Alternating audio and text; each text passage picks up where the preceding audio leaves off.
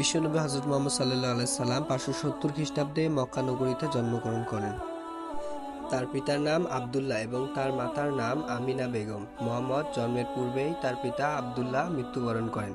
মুহাম্মদের 6 বছর বয়সে তার মাতা আমিনা মৃত্যুবরণ করেন, যার ফলে মুহাম্মদ তার দাদা আব্দুল মুত্তালিব এবং পরে তার চাচা আবু তালিবের আশ্রয়ে বড় হন। পরবর্তী জীবনে তিনি মাঝে মাঝে নূর পর্বতের হেরা নামক গুহায় রাত কাটাতেন এবং একাগ্র চিত্তে ধ্যানমগ্ন থাকতেন।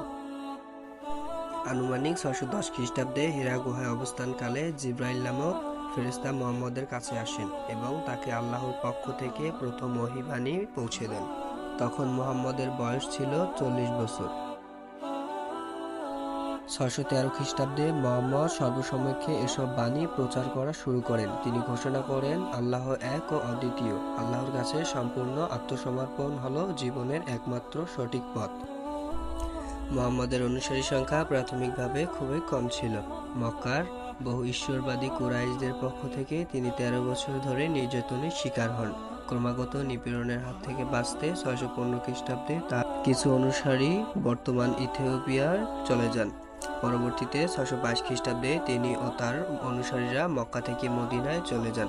এই ঘটনাকে হিজরত বলা হয়। এই ঘটনার মাধ্যমে ইসলামী হিজরি সনের সূচনা হয়।